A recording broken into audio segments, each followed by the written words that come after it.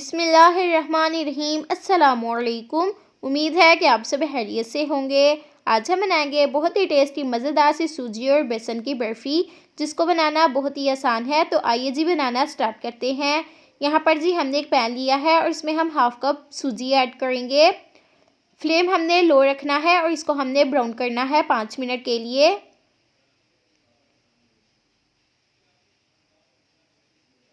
और यहाँ पर जी सूजी हमारी ब्राउन हो चुकी है। अब हम इसको प्लेट में निकाल लेंगे। अब हम इसी पैन में शामिल करेंगे 6 टेबलस्पून बटर।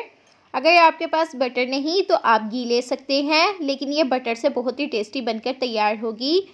और बटर को हम मेल्ट करेंगे।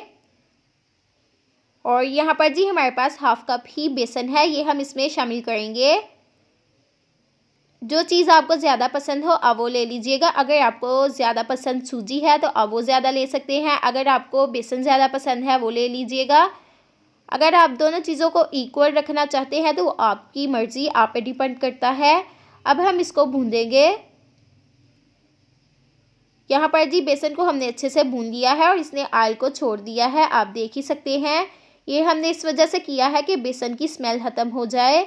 जो हमने सूजी निकाल कर रखी थी जिस बर्तन में, उसी बर्तन में हम शामिल करेंगे बेसन को।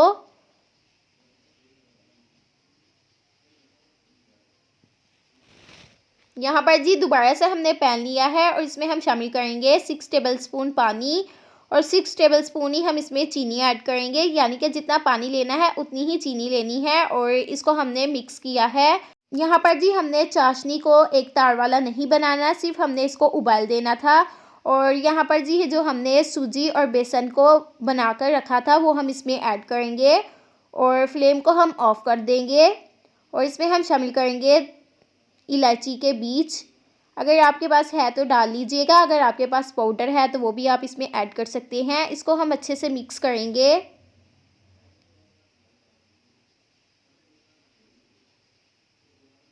तो यहाँ पर जी ये बिल्कुल रेडी है। बर्फ़ी को बनाने के लिए यहाँ पर हमने एक सांचा लिया है जिसमें हमने बटर पेपर लगाकर ऑयल से ग्रीस कर लिया है। अब हम इसको इसमें ऐड करेंगे और इसको हम अच्छे से फैला लेंगे और प्रेस करेंगे ऊपर से।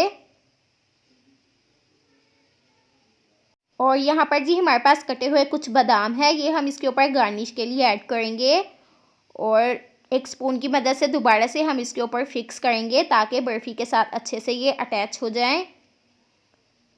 तो यहाँ पर जी बर्फ़ी हमारी बिल्कुल रेडी है। अब हम इसको फ्रिज में रखेंगे 5 घंटे के लिए, जब तक ये सेटल नहीं हो जाती। तो यहाँ पर जी बर्फ़ी हमारी बिल्कुल रेडी है। इसको फ्रिज में रखे हुए 5 घंटे हो चुके थे और ये बहुत ही अच्छे से बन चुकी है। तो अगर आपको हमारी आज की रेसिपी पसंद आई है तो हमारे चैनल को ज़्यादा से ज़्यादा शेयर करें, लाइक करें, कमेंट करें और सब्सक्राइब करें। मिलते हैं आपसे एक नई मज़ेदार सी रेसिपी के साथ। तब तक के लिए दीजिए हमें इजाज़त। अल्लाह हाफ़िज़।